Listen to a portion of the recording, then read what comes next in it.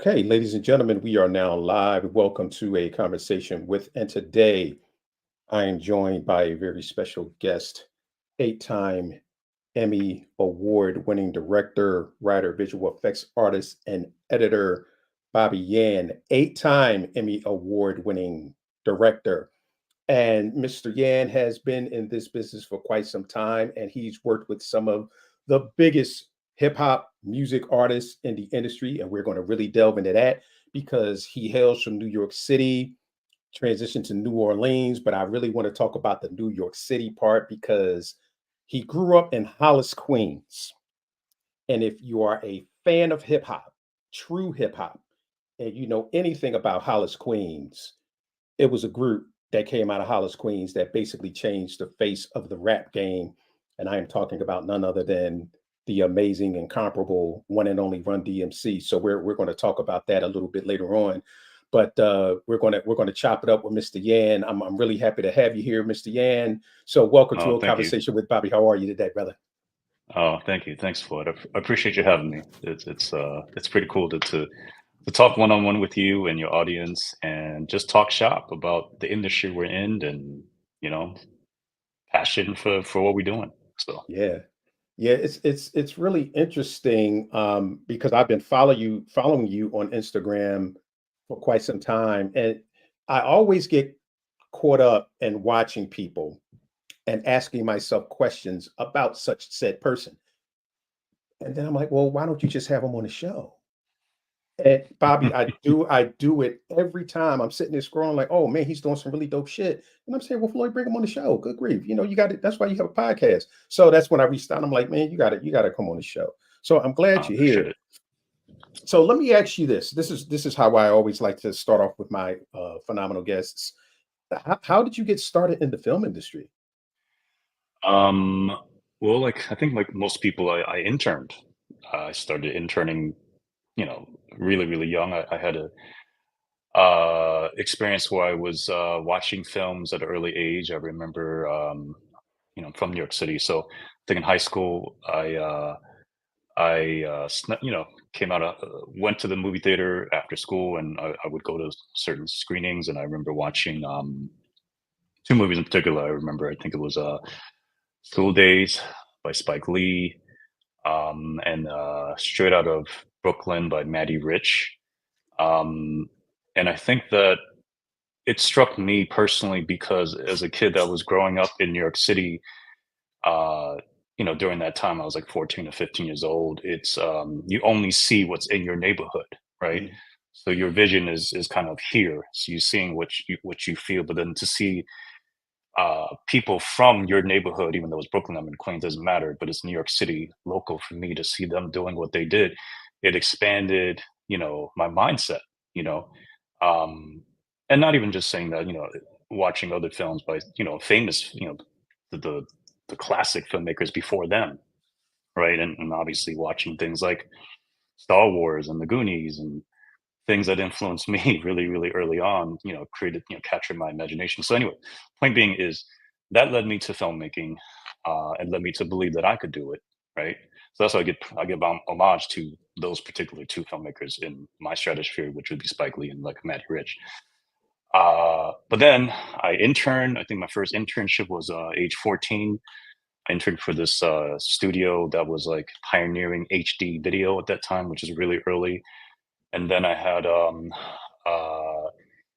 I went to school in New Orleans, and when I went to school in New Orleans, it expanded my brain even more. 'Cause, I moved down to New Orleans at age 17, and expanded my brain and led me to a few other places. So I think I got led to another place called Third World Newsreel, and I think around 17 or 18 during the summer, I interned for them. They're a production and distribution platform for filmmakers of color from back in the day. They're still around. Much respect to them. So I started working for them, and that introduced me to a whole world of just indie, amazing filmmakers.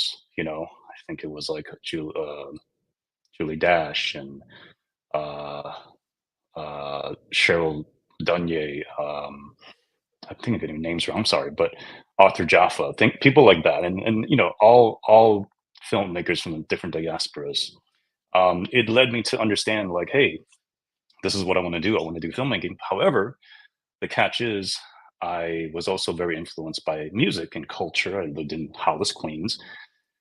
And then I was going to school at a time in the 90s in New Orleans, which was a very interesting, like, it was just an amazing, perfect time and symmetry for catching a wave.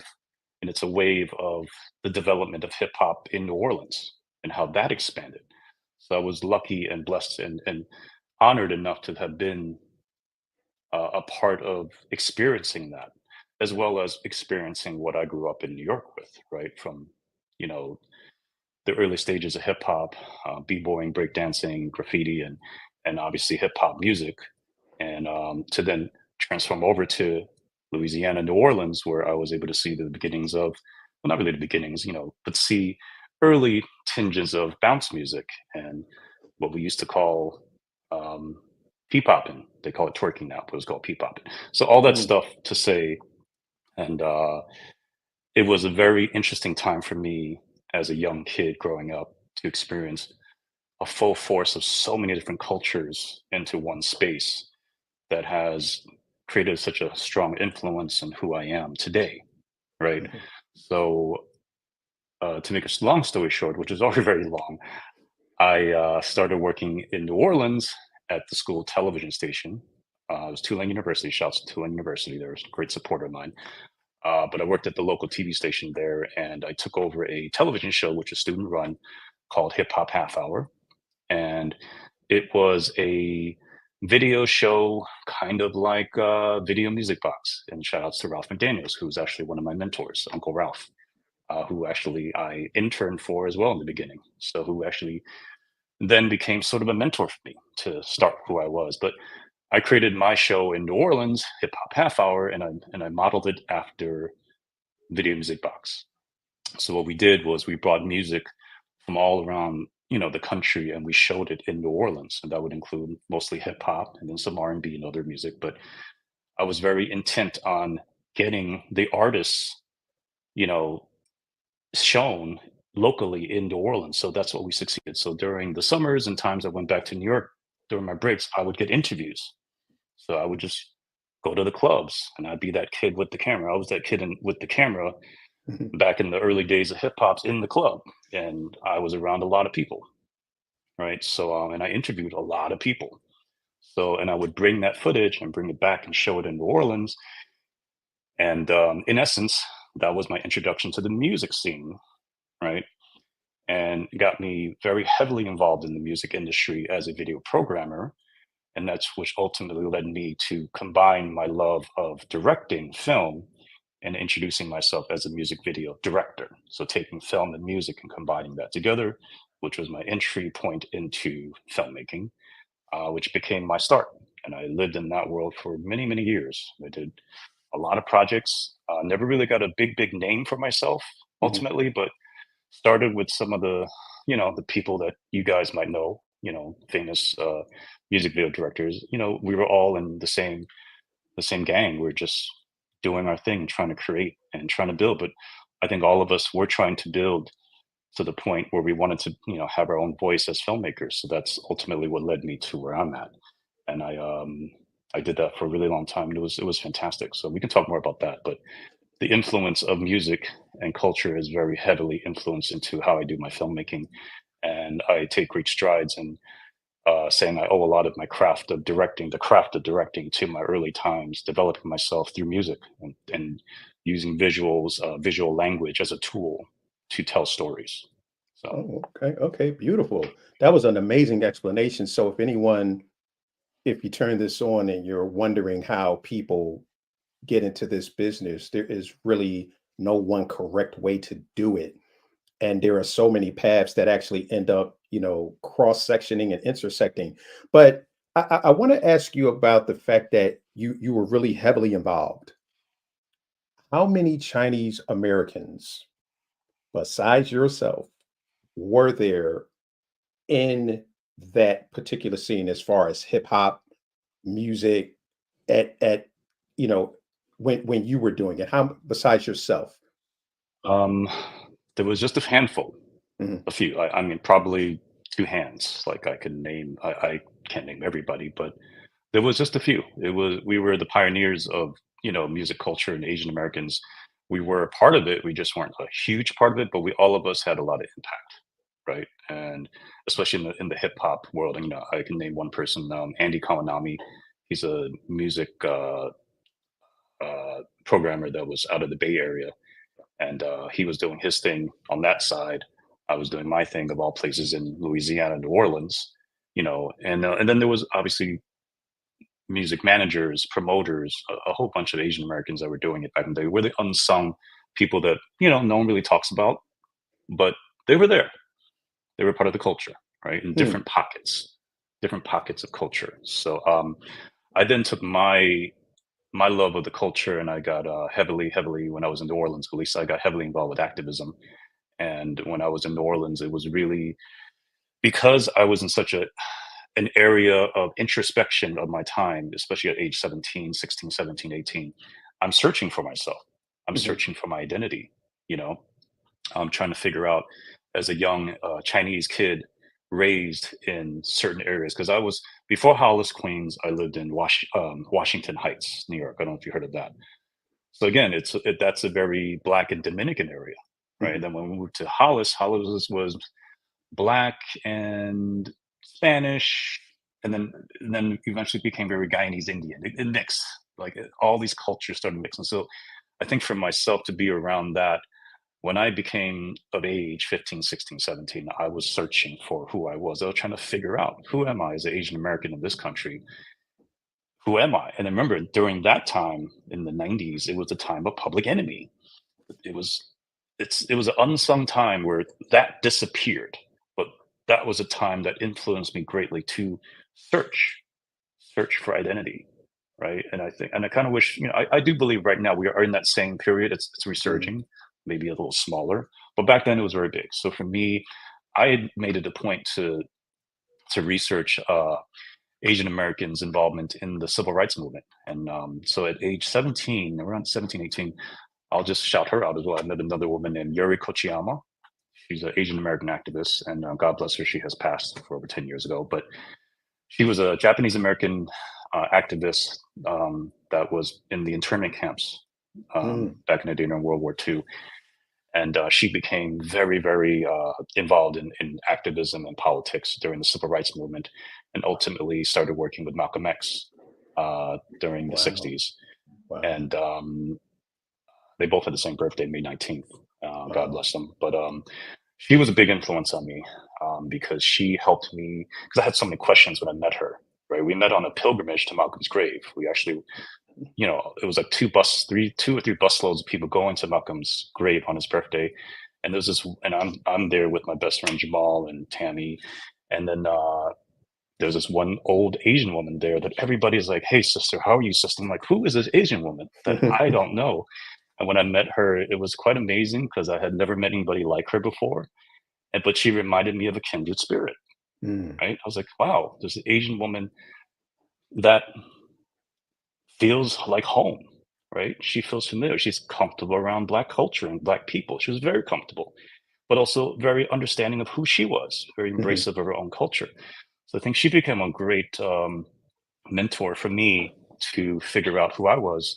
She would send me tons of articles and news clippings of Asian Americans in the civil rights movement and how to get involved. Through her, I also got involved with Third World Newsreel, that place I was telling you where I did one of my first internships. And also met other Asian Americans that were in the activism scene and still are to this day. Amazing people that are truly passionate about change, truly passionate about being an ally to all communities. And that's what I learned about that time. So I think I say this to say that I take that passion of allyship and spirit of change and positive energy and humanity, and I put it toward my work today, Right. both on screen and off screen, in terms of how I live and choose to live, the decisions I'm making, the way I live my life. It's very important, right?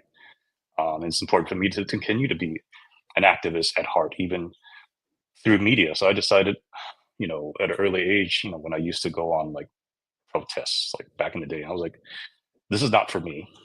No, my energy should not be here. My energy should be putting toward making, you know, work and creating art that can affect change in some ways, positive change. I should make a note of that, you know. Even if it's just, doing a story about humanity on a different level that no one gets to see. I think Right. that's, we cannot take away the power of that, right? People can talk about, oh, there's too much diversity, but you know what? No, diversity. What does diversity mean? Diversity means we get to see people that we don't normally see, and we get to know who they are, and we get to see our common bonds, and we get to see Hmm. that we're actually all the same. It's healing. So for me, it's the work that I do is healing. That's the goal. That's the incentive. That's the intention of any project that I choose to be a part of, right? So from this point on. Wow, that's beautiful. So I wanted to ask you about your parents because you're a second generation Chinese American. Mhm. How did your parents feel about you getting into the film business? They didn't like it at all. They did not like me to be in the arts at all. As I think a lot of, especially the immigrants back in the day, I don't know how they are now. We have the internet now. Kids are different. But back before, when I was there, when we didn't have the necessarily cell phones and information like we have, life was through television and through newspapers and magazines. Information was scarce. We had encyclopedias back in the day, right? So I think my parents were traditional. They wanted me to get the traditional job of being a doctor, maybe a lawyer, or ultimately my father was like, get a city job, work for the city. Mhm. You'll have benefits, it's safe. And I wanted to be an artist at first, to paint. Then I wanted to be a singer. And then when I ultimately found filmmaking, it was like that was a culmination of all that stuff where I got to live as an artist and still create, through a lens. Right. So no, they were not embracive back then, until they started seeing the results. They started Mhm. seeing my work. And even then they were curious. They were like, who is this? Why are you working with this music artist? Like, who is that? Or the first music video I ever worked on was Master P in New Orleans. Oh. So they don't understand that. It's not something I could Right, show them. They'd be like, oh my God, look what I did. Look what I worked on. right. They're like, what's that? And Right. especially depending on which video you show them. It's very early Master P, trust me. Oh But boy. yeah, so no, they were not. But now they are. Now it's just my mom and I. Mhm. And she's my biggest cheerleader at this point. She has lived a long life and is very proud of me. So it's a long, full journey to get to this point. So That's beautiful. So I want to talk a little bit about Hollis Queens because it's sure. synonymous with Run DMC. Now, did you actually get to work with DMC? No, I never got to work with them. I mean, they were my idols, like most kids of the day. They were definitely my idols, and I've met every one of them from Run to Mhm. DMC to God bless Jam Master Jay. Um, I've been able to be blessed to have interacted with them, and Mhm. ironically, I am one of my movies I just directed 2 years ago was for BET Plus called Deadly Entanglement. It stars Vanessa Simmons, Run's daughter. So it's to me, and shouts to Vanessa, love her. Uh, it's a full circle moment because her father was my idol. And I told her this. I said, your father was my idol growing up. She's like, oh, wonderful. So it's interesting how that all turned out. She's like, you're from Hollis? I was like, yeah, I'm from Hollis. So that was kind of cool. But yes, Hollis Queens was my roots. I Mhm. call it my roots because I was age 12 when I moved down there. So it developed into who I was. And I'm a product of that culture. I really am. Wow. So. Okay. Okay. So New York and New Orleans, both in your blood. How has that influenced you as far as how you make your films? Um, I don't know how to say it, but there's a there's a spirit. There's a spirit that resides in everything that I like to be a part of, and there's a spirit when you're in New York City, right? I'm sure you know when you come to New York City, there's a spirit. There's a human spirit where we're tough. New Yorkers are tough. We are resilient. We can all be squeezed in one subway train and just ignore each other, but still live together, right? And then in New Orleans, you have the spirit of the people, right? There's a spirit of the people. There's a ancestors spirit in New Orleans that is seeping through the streets, right? And you're affected by whether you're black, white, or whatever. You can't deny there's something in New Orleans that's very special. It's a very spiritual place.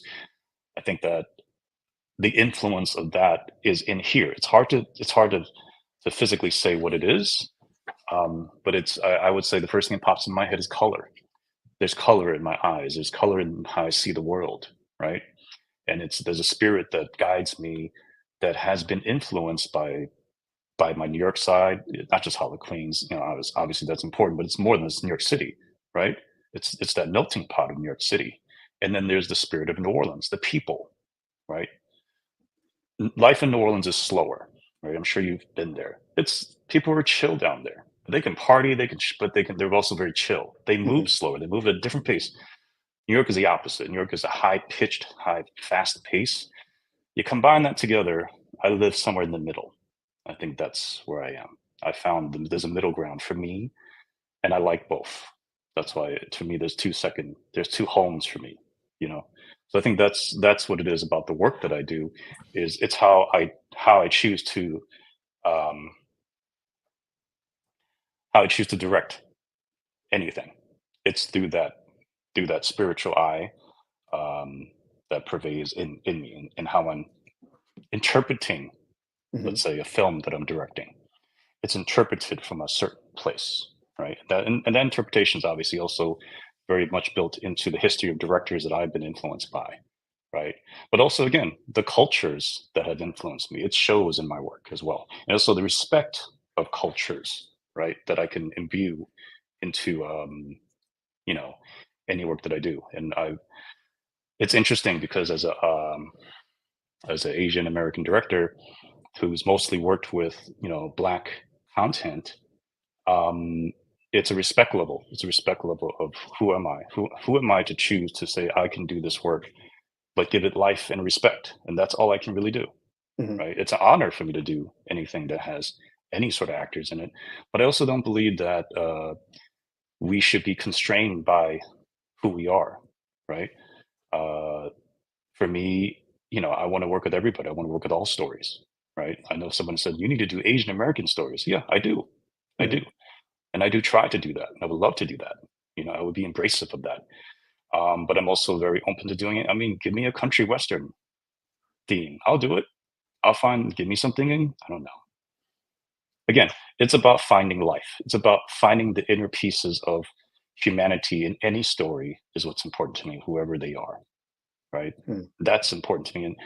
And if you say there's a melting pot of New York City, but there's also a melting pot of New Orleans, that's what's seeped into my DNA, right? And I always say it's here, right here. It's something here. That's what guides me. This is what guides me on anything I do. And the older I get, and I was telling this to somebody yesterday, um, uh, it is the job of a good filmmaker, a good director, is to have an opinion, to have a Mhm. perspective.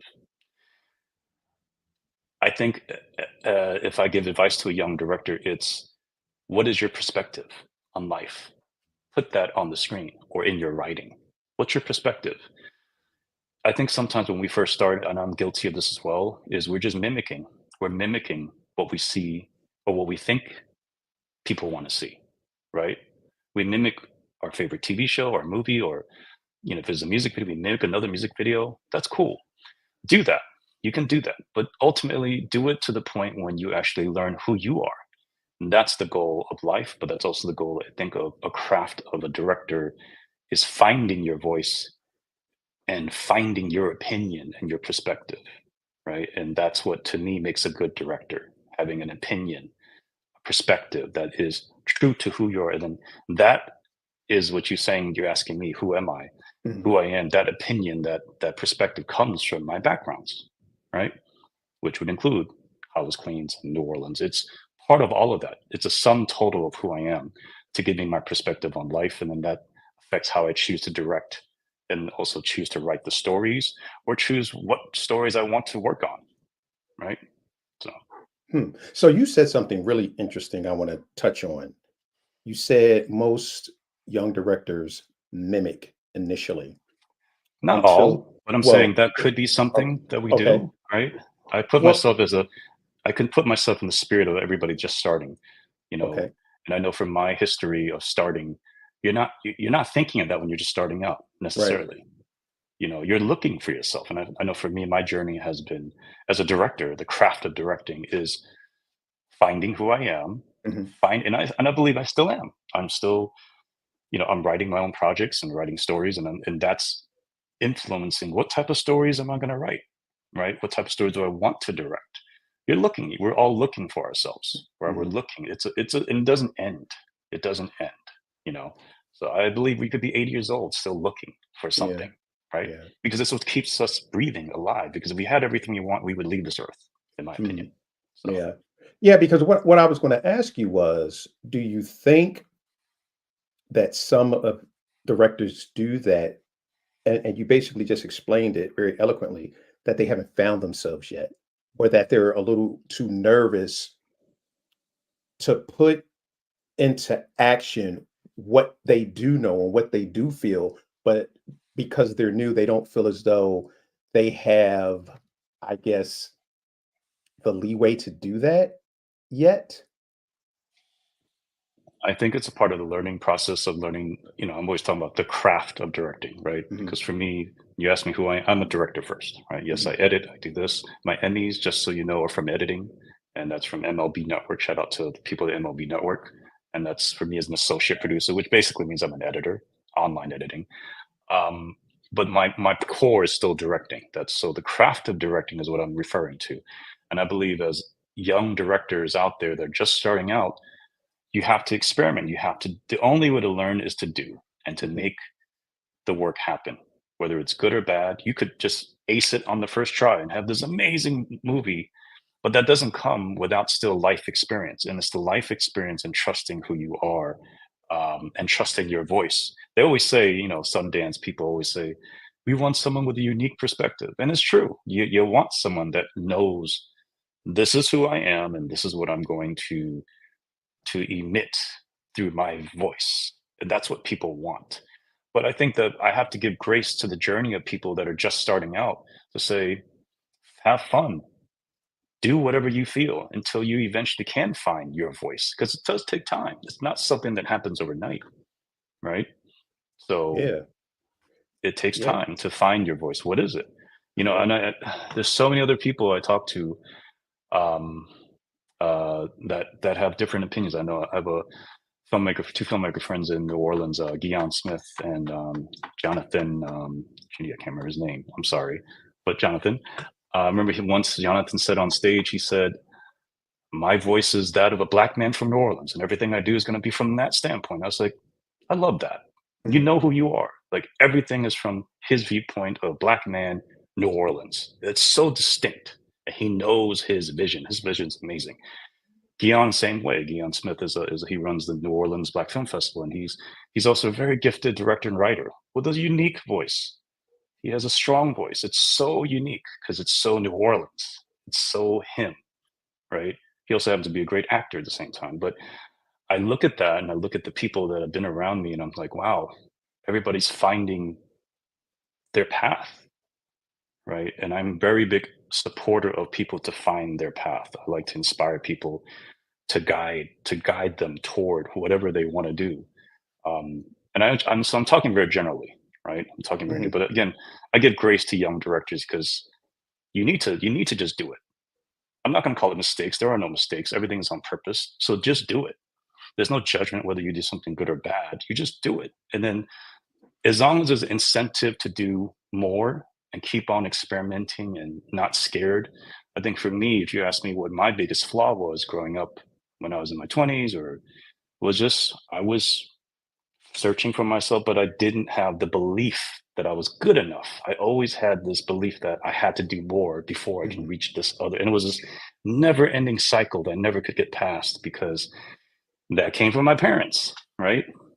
Chinese kids, Chinese parents are like, you have to be the best. You have to be the best. And I had to prove it through physicality. It's not physical, it's here. It's when you shift here, that's when the shift happens and manifests physically. I kept thinking it was physical. It's not physical, it's here. Mhm. Once you shift here, everything changes outside, right? So I think that's for me was my struggle. And thankfully, God bless, I've been able to get through all that. And Yeah. at the older age now, I'm like, okay, I'm ready to take on all the things that I really love to do and be passionate about. So Well, that's great. And you know what? What you just described, in my opinion, is you found your voice. yes. And, as you was talking about the two gentlemen, you know, talking about their voices, their distinct voices, interestingly enough, as you grow older, your voice will change because the voice that I had at 40 is not the voice that I have at 58 because Correct. I have Yep. almost 20 more years of experience Yep.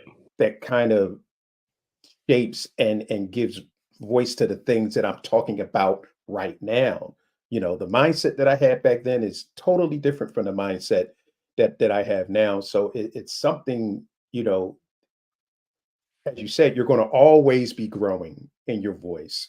So you may be Yeah. this type of director in 2024, but I guarantee, and you talked about this on, oh my gosh, oh goodness gracious, the casting director, Tracy Moore.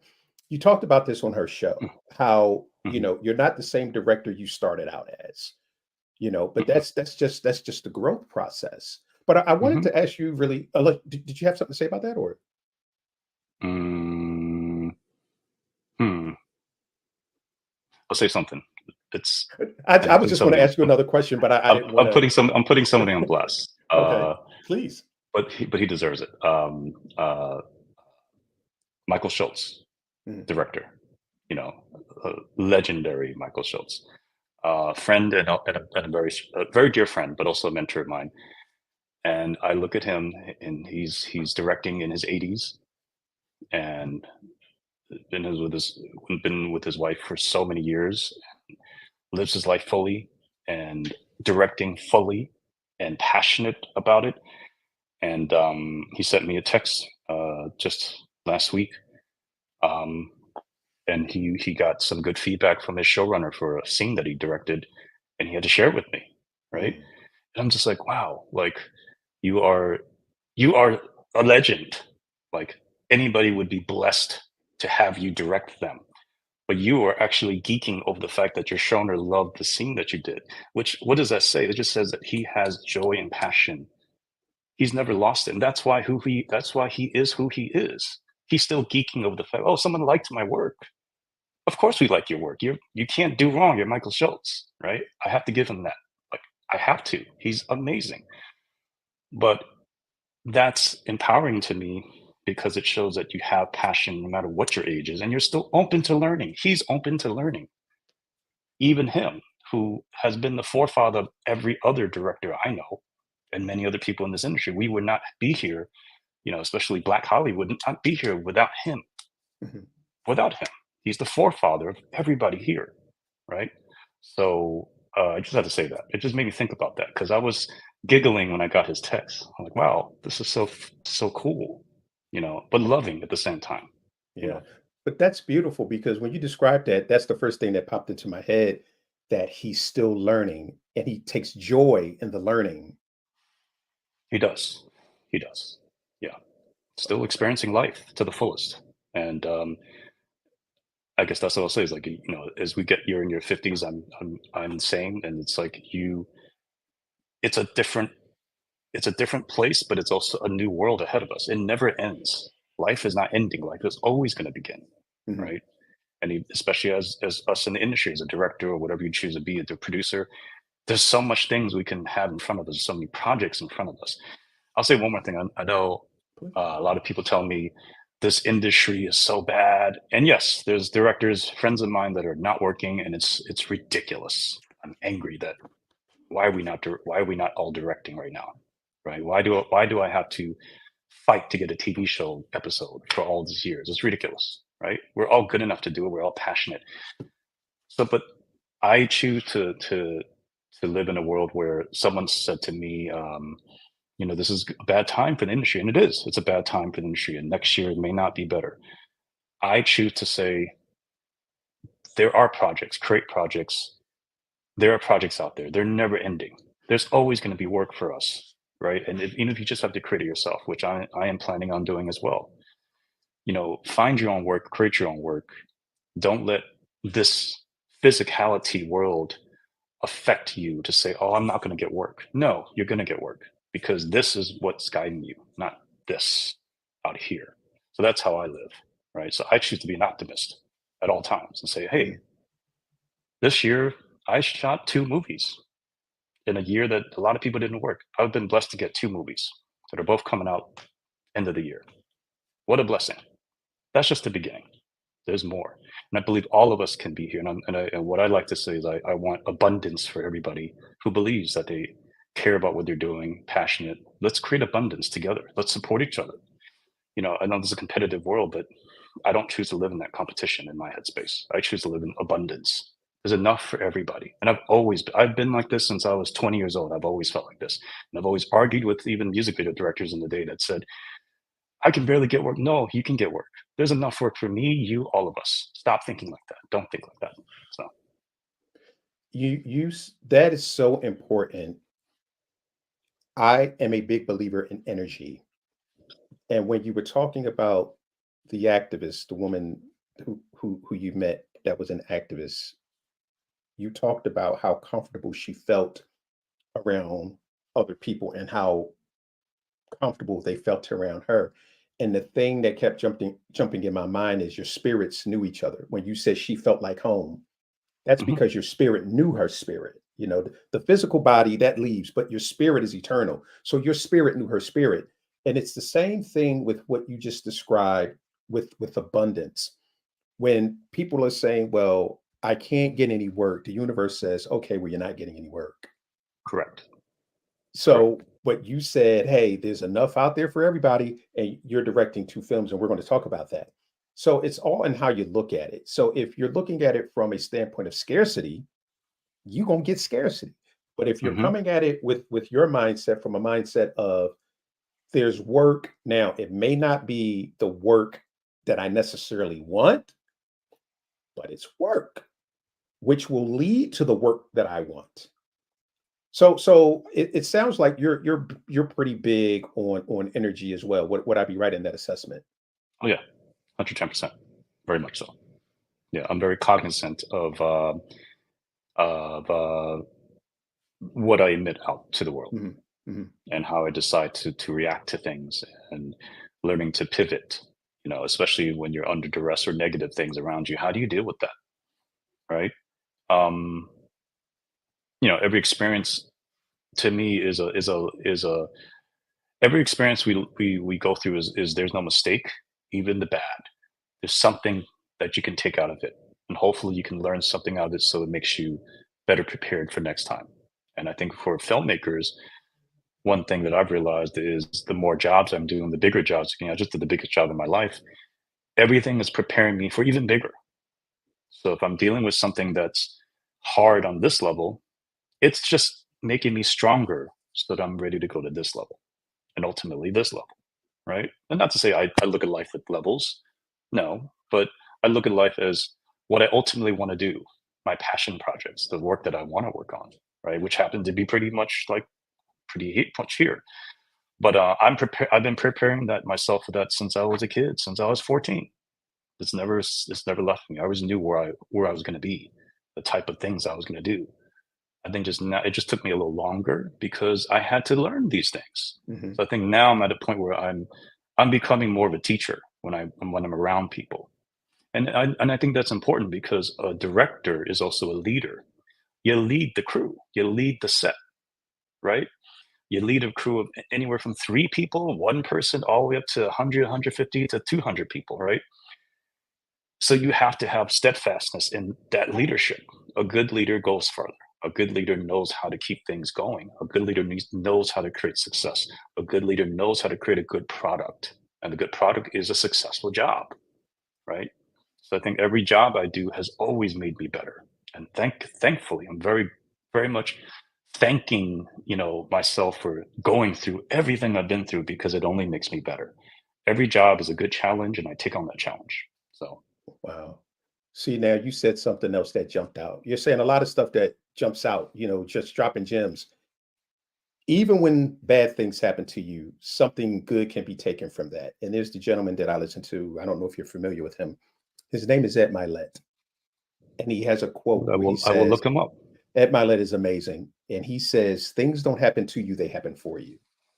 Mm, okay. And when I'm talking to my mentees and they're explaining things, and they say, "Well, this happened," I say, "Well, if you look at it right now, it looks pretty bad, but sit in it for a second and do inventory, and then go take a look at the silver lining in that." Because there's a silver lining in everything, even the bad stuff. Because oftentimes, if people look at some of the most horrific and worst situations in their life, it did something for them. Because years later, they'll say, "Without that test, there was no testimony." Mm, So when you said that, that was the first thing that popped into my head. Things don't happen to you, they happen for you. And I tell people that all the time, even at its lowest, because someone asked me a question the other day, and they said, "If you could go back, what would you change?" And I said, "Absolutely nothing."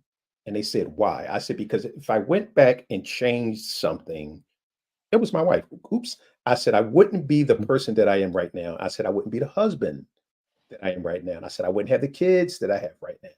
I said, "So, and I've done, excuse my French, I've done some fucked up shit, but that all led me to the man that I am right now." So if I hadn't lived those messy experiences when I've done some dirt and, just did things with two left shoes, I would not be who I am right now. But when I was sitting in it, I was like, "Oh, this is effed up." But when I look back on it, I said, "Oh, you know what? That shaped me to say, okay, that's not the person I want to be. That's not the thing that I want to do." Then I can teach mhm, young people, okay, this is the mistake that I made. These are the missteps that I made. This is a crevice that I fell in. So mhm. let me tell you how to not do that. So what are your thoughts on that? I mean, I'm just in full agreement. Yeah, yeah, and I say, I'm glad you are who you are now because of that, Mhm. right? I'm not happy that you had to go through whatever you or the choices you made, but if it makes you who you are now, the Floyd Marshall I'm talking to now, then Mhm. that's what had to happen, Right. right? And I accept that in my own heart because somebody also said to me recently, what did somebody say to me? It was a friend of mine. He's a prophet. He calls himself a prophet, and he said to me, he said, "Move forward, don't look back." He said, "Absolutely, don't look back." And I was like, "What does that mean?" But it kind of means what you just said.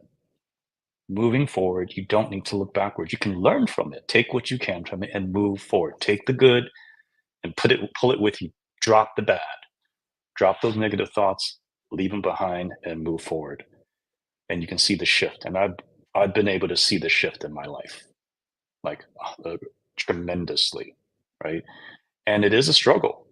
It doesn't mean it doesn't like you could be up here one day and then down here the next. It could happen just like that. But at least now I'm better prepared to go back up, right? And I think that's the blessing, you know. And that's what I said, pivoting. That's an Mhm. important word to me because Lord knows I've had to pivot so many times over the last few months. Just pivot, pivot, pivot, pivot. But it's okay because it's got me here, right? Because just before I just did this last movie, I didn't know what my next project was going to be necessarily. I mean, I had some Mhm. potential projects, I did, but I didn't. Let's just say I didn't expect this one that just came, and it was a blessing. It was wonderful. You just don't know what's happening, what's going to come into your life, and but you have to be ready and willing to jump on it. You know. Yeah. So let's talk about things happening. I want to switch it to on set and Mhm. things happening and how you pivot on set if things aren't going well or if you have an actor that's not taking direction. How do you handle that situation as a director? Hmm. I'm getting better at that for sure. I mean, hopefully you have a casting director smart enough not to hire actors that don't know what they're doing. But at the same time, let's just say theoretically you're doing a short film and you're using your friends that are not necessarily good actors. And I still occasionally have actors that are a different level. I don't say there's bad actors, there's actors that just need more time to develop, right? And that's the thought process when I deal with an actor that doesn't have as much experience. It is, here's your chance to grow. And that's the attitude I present to them. Like, hey, I'm not going to say you suck. I'm going to say, hey, we can find the character together. Let me help you. And then I'll also ask them, why are you doing this film? Why do you want to do this? And they'll tell me, they'll say, well, I said, who do you see yourself being? And they might say, I see myself being a big action star. I see myself doing big. I say, cool. Well, then do a good job with me and we'll get you there.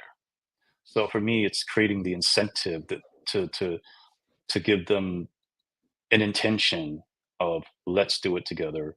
That's my attitude in working with any actor that I work with that may not be super experienced, right? I'm not going to say bad actor, just not experienced, because you need experience to be a good actor. Without the experience, you can't. As long as you have intentions of being a good actor, you're willing to do the work, learning your craft. That's all that matters. So let me help you learn your craft. That's my way of working with actors that are not as experienced, Okay. right?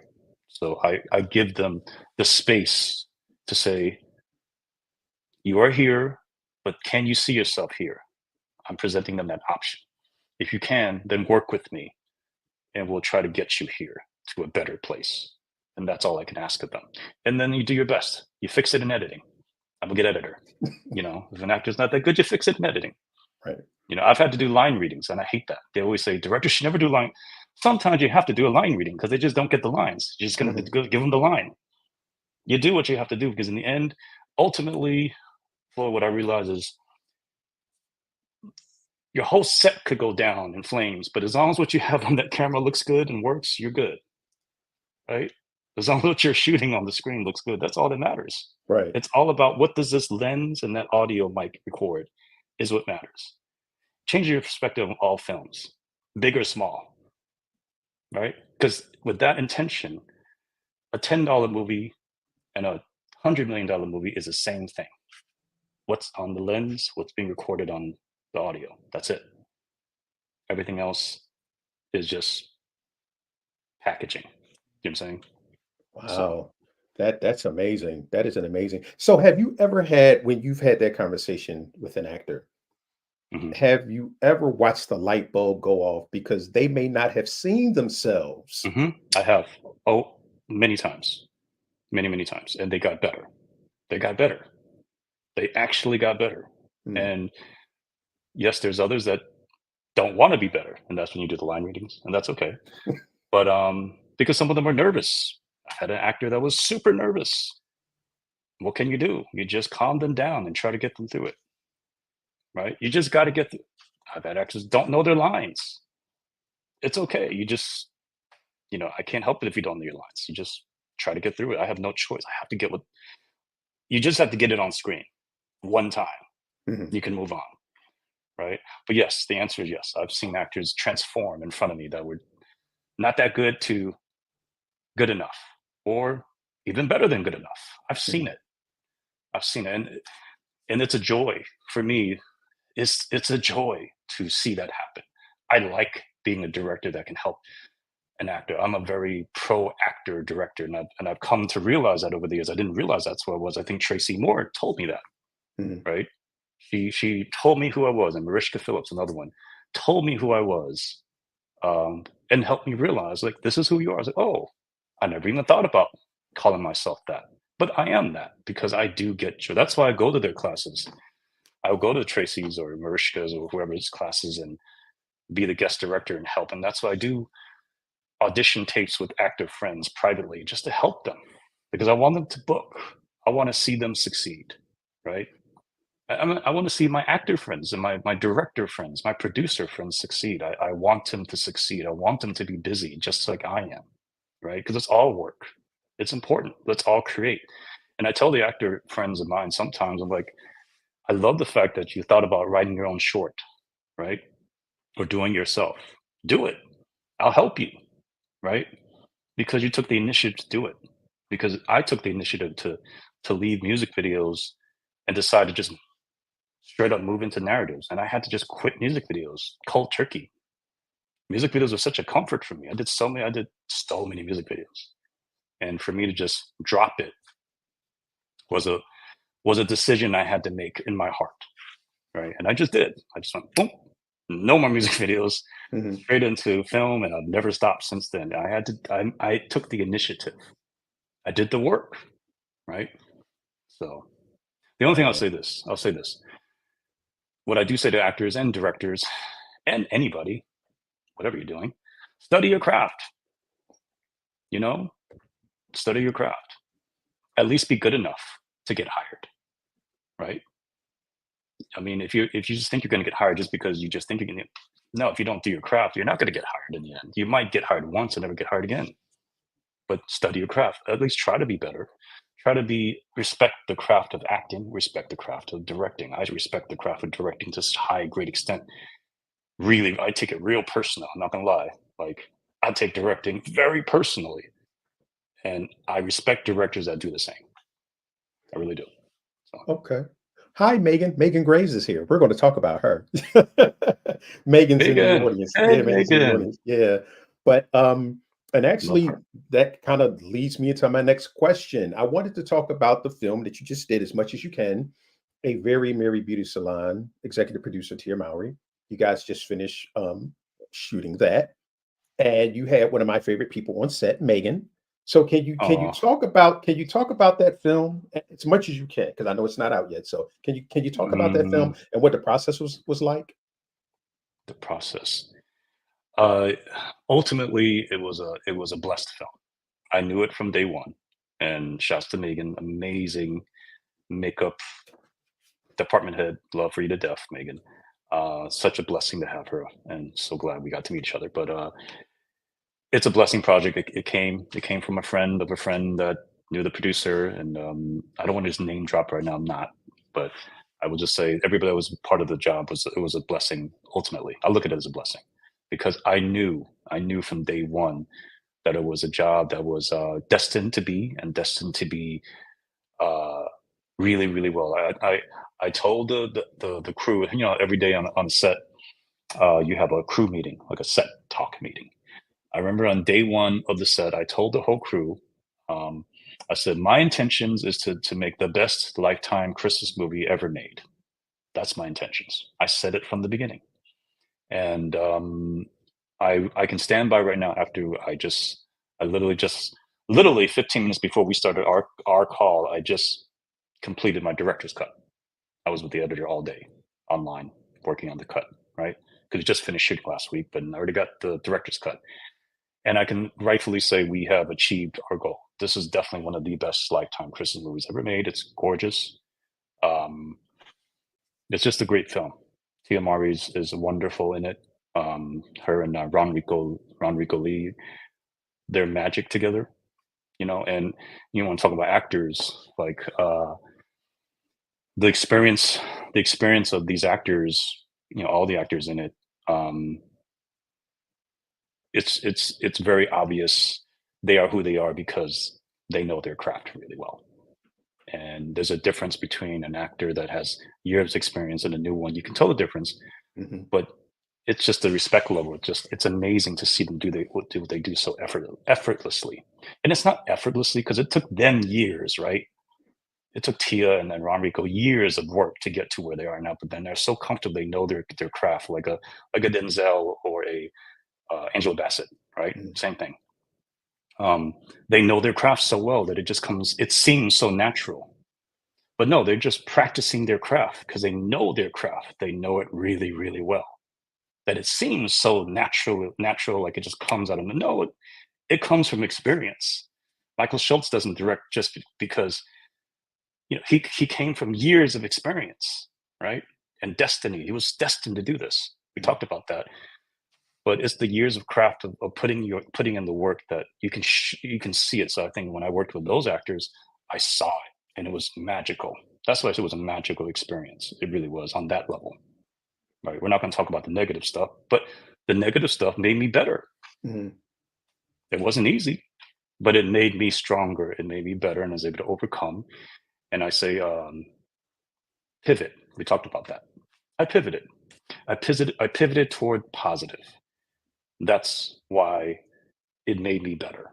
In the end, it's a better film for it. I'm happy and I'm super proud of it. So that's all I can say about it. And you'll see it Okay. December 7th when it comes out. Okay. Nice, nice, nice. But talking about the actors and how easy they made it look, oftentimes people with natural talent think that that's the end, that's the beginning and the end of it, not understanding that talent married with hard work. There's a reason Denzel looks the way Denzel looks. It's because he still has an acting coach. I'm gonna say that again, y'all. Denzel still has an acting coach. And that Mhm. man is a master, but he still has an acting coach. A Tom Hanks still has an acting coach because they understand that it is constantly changing, I but wish that I had they a can. directing coach. That's so funny. Well, let me ask you about that. Let me ask you about that. That's a great question. That's a great point. Why don't you? Or could you have one? Michael Schultz is the closest thing I have to it, and I'll Okay. take it. I can always Okay. call him and ask him, advice. So 'Cause that's what I was about to ask you. Have you asked? I have. Oh yeah, Okay. I have. Yeah, yeah, No, yeah. to And I actually have be other his be your directors. coach. Oh, not coach. He's just my mentor. He's a friend and Okay. mentor. I mean, Mhm. I consider that the same thing.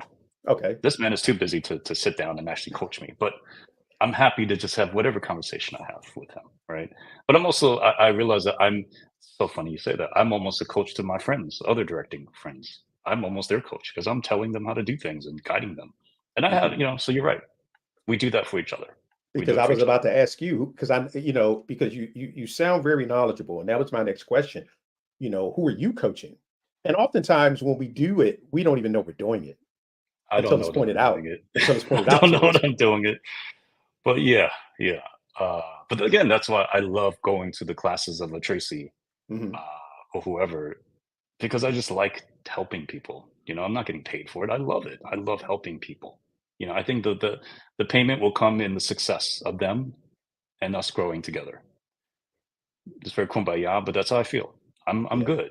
I'm good to just continue to do what I'm doing out of the kindness of my heart. So, Okay. Well, I just have a couple more questions for you, but this has been absolutely amazing, and you're going to have to come back closer to. Now, I said I was shutting it down for the year, but you're going to have to come back when the film drops.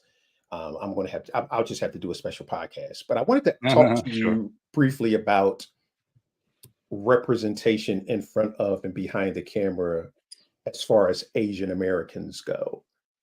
Um, is that something that you are constantly working towards making better as far as Asian representation? Because you've seen an uptick in, other ethnicities getting really phenomenal films, in the movies, but it is still way below where, our Yeah, white counterparts yeah. are. Yeah, I am 100%, Mhm. 100%. Very cognizant of it, very much on a joint journey. I think my vision of Asian Americans in film on and off the screen has never changed, right? I've been super, super supportive of um and it's interesting because I think I'm embracive of all communities of color, Mhm. including Latinos and whoever, indigenous and as well LGBT. Like it's everybody. We're all on this journey together. So I think, yes, it is completely part of my DNA to help uh, spread, not spread. It sounds like a disease, but to just make sure that we are seen and heard. You know, um, that's it. On and off screen. Mhm. It's important. And it's important for me to work with like-minded people. For me, it's also I need to know who you are. Just because you're Asian doesn't mean I'm going to support you. I have to know what you represent. That you number one care about your craft, that you have a voice. Like that's important to me, right? So, you know, for me, it's like sometimes people say, "Well, we need to get a black, Asian, or female director, or I don't know, this director, this type of director." Cool, but just make sure they're good and make sure they know their craft. I'm not going to ever hire someone just based on their check marks, Mhm. right? And I do not want to sound like one of those crazy MAGA people. I'm not. But I am saying is yes, there's a pool of all of us that are amazing actors, writers, directors, producers. We're all good and we all deserve a chance. And yes, that is very cognizant in my atmosphere of how I work and how I decide to take on jobs, who I hire. It is part, but I'm going to hire the best. I don't Mhm. care. I'm only going to hire the best people. So if I hire you, you are good. You are the Mhm. best. That's what it falls down to. And you need to be And the best. And again, it goes back to what you said about respecting the yeah, craft. And, the like for checkbox me, like thing. I'm an Right. Asian American director. Mhm, Great. If there's an Asian American project, great, consider me. But also, know I'm the best at what I do.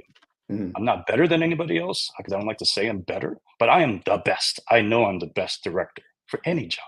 I don't mhm, care. I can direct almost anything. So hire me because I'm the best. If you want to put me in a position of diversity hire, I don't care. Just I know I'm still the best, and I'm gonna be the best at what I do, no matter what. So know that first, no matter what. And again, if I hire you, it's because you are the best, right? And but what I'm not going to do is not hire you because of your position of color or race or gender. That's the problem. mhm. That is the problem. It's the reverse. It's not about hiring us because we are who we are. It's hiring us as you have been neglecting us for so many years. That's what needs to change. So let's not lose sight of that. It's the reverse is the issue, right? We're not being considered because of this. That's the problem. Mhm. Last question. What are 5 things you would tell a young Bobby or any young person who decided that they wanted to get into this business? Mm, okay. Number one, don't be scared. Number two, experiment. And number three, do it if that's what you believe. Number four, study your craft. And number five, I guess, I don't know if I just said believe in yourself.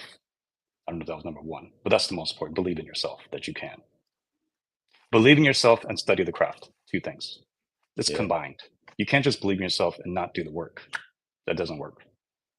And doing the work means going out there and doing the work, right? Whether that means doing terrible work or good work, just don't be scared to do it. Don't be scared to go out there and be judged. Because when you're a filmmaker, you're going to be judged. People are going to hate your work, love your work, be indifferent about your work. Never watch your. I remember doing music videos back in the day with amazing artists. Nobody saw the videos. Never got any play. It's sad. Artists are still amazing. Videos great. I was super proud of it, but nobody saw it. It's okay. I still did what I had to do, and I did it, and I'm so proud of it. Right? But you know how the music industry works without a lot of money and distribution. All things get lost in the sauce. I get it, but as long as you're proud of what you do, that's all that matters, right? So, So, what's next? What's next? What's coming up? we'll see. My goal is to be uh, full-time episodic director. Mm, Right? I've in 3 years' time, I have done 5 TV movies and 9 episodes of a show in the Philippines, which I loved. But I'm ready to go full force as an episodic director in America. That is the goal. That is my number one goal. At the same time, my goal is to continue to do the writing that I'm doing. I'm developing some feature scripts that I want to get made, some for Sundance, some for streaming. I'm developing some show ideas that I want to get to Netflix and other places like that. And again, be a full-time director for television because I love telling stories. I think television right now is a great medium to explore stories. And to be a guest director to do 1 episode or 3 or 2, it's an amazing job to just go in, be part of a great team of working, and then going out and then maybe coming back or maybe doing another amazing odyssey of stories. To me, it's storytelling. It's important. And hopefully storytelling that makes a difference. Storytelling that does represent the world and not just one thing, unless it's specifically historical for a reason. But again, that's the goal. That's what's next for me. And I do have a few projects boiling. Attached to a few amazing projects that are just waiting for budgets to come through. So there's definitely a lot coming. So okay. So, again, this has been amazing. Bobby, thank you so much for taking time out of your busy schedule thank you. I and appreciate it, and Floyd. and, and sitting down and chopping it up with me. And you know what? I would love to have both you and Megan on the show to talk about the film since you guys worked on it together. Sure. That would be absolutely amazing because I would oh, well, we were about to leave, but Megan had a question. If there is anywhere in the world you could work and an actor, where would it be? An actor you could work with, Megan, are you asking? Because she said, "Is there anywhere in the world you could work?" I want to And work in. I already know. I want to work in New Orleans. I've okay, shot in New Orleans several times, a lot. But I want to do a big budget job in New Orleans and bring it back to the city that I care about. okay, I also want to do something big in New York. want to shoot something big. You know, my home base is I want to shoot something really cool in New York, like a period piece in New York. Maybe Mm. about the 80s would be amazing. That would be super cool.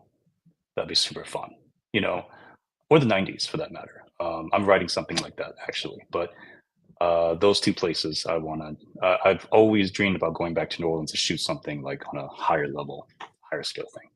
Okay. Actors, I'm pretty open. Obviously, there's you got the Denzels and all these people you want to work with, but I'm pretty open to actors. Honestly, there's so many actors I love. I'm so open to actors. So yeah. Yeah. Yeah, I miss the films of the 90s, To Do the Right Things, The She's Gotta Have It's, those type of, just amazing films with solid casts of just amazing actors. You might not have recognized all of them. You know who they are now, but the writing and the directing and the acting was just so amazing, and it also said something to you. It spoke to you, and I could actually see you directing something like that, man. That would be absolutely amazing. I I'll throw this out there. I had an idea. I want to do something that explores the music scene of New Orleans in the 90s when it just started. Mm, I don't know what it is. It's something narrative based. I don't know if it's a biopic on one of the artists from back in the day or something about the music scene in the 90s. I think it was a special time. It was magical and I lived through it. I definitely lived through it. So it's something that I'm just putting on the air. Hopefully someone will come up with an idea and write it and we can put it together and make it happen. But that's another idea that I had. Something I know Megan has an idea of something in New Orleans as well that she's developing. But that was something that leaked into my brain recently. You know, so my friend, I have a friend named Devious. He's a producer, artist, and songwriter in New Orleans. He just shouted me out today on Instagram. I was like, "Oh, Devious gave me some shout love in New Orleans." He Beyonce sampled him on her album. He oh, got a nice. lot of love for it. So I just think that there's a lot of history of music and musicians in New Orleans that are unsung that no one's really talked about. And the fact remains is their cultural imprint has become so strong 30 years later, what, 40, 30 years later. It's crazy. You wouldn't have expected like their impact started with a drop of an idea back then, and then Mhm. boom, all the way up to now, right? In fact, even a more interesting thing, bounce music's beat was created from one song, by Triggerman. And that's a group out of Hollis, Queens. They sampled one song from Hollis, Queens, the Mm. group from Hollis, Queens, Orville and his partner. I can't remember his partner name, but Orville now works with 50, Gina in Shreveport, Louisiana. Oh, wow. Everything's full circle. It's a very strange thing, but the connection and the fact that I was there and I'm a living representative of both areas is something I'm still trying to figure out to this day why I was there and placed in that world at that time. I still Mm. haven't figured it out 100%, but I do know that the impact of all of us working together down in those days has has made an impact years later, Mhm. many years later. We've all been part of this droplets of the things that have reacted to this day. And as I get older, I start seeing it. I start seeing the patterns. So Wow, that's great. So where can people find you? uh mainly Instagram these days, Mr. Bobby Yan. I do have a website, bobbyyan.com. I haven't updated in a while, but I will. And mostly Instagram these days.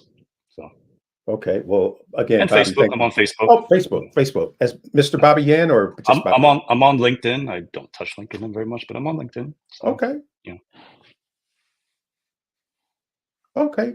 Phenomenal, phenomenal. So again, man, thank you so much. This has been absolutely amazing. And again, you guys, I would love for you and Megan to come back and talk about the movie after it airs. I can't wait to see it. And just really happy for you, brother, that you're out there doing some absolutely amazing Oh, work. thank you, And thank I you. just And look forward to, please shout out. shout out to I'm in Nashville right now for the International Black Film Festival in Nashville. So shout out to this amazing film festival that's going on right as we speak. And I'm on a panel tomorrow morning for it. So I'm actually about to leave and go over to their festivities right now. So I just want to shout Okay, them out. okay, Miss Hazel okay. and Ingrid and Ivy and the crew. So much love Beautiful, to them. beautiful. Well, ladies and gentlemen, thank you so much for joining myself and the amazing Mr. Bobby Yan, 8-time Emmy Award winning director, on a conversation with. Make sure that you follow him on all his socials and check out, some of his past work. There were some things that we didn't get to talk about, but he has some really good films out there, and I've seen them, and they are man. So make sure you check him out. Go look him up. And make sure you listen to this podcast that he was so gracious enough to join me on, and also the podcast that he did on Tracy Moore's show, The Spirited Actor. And then there was another one that you did, Silicon Valley.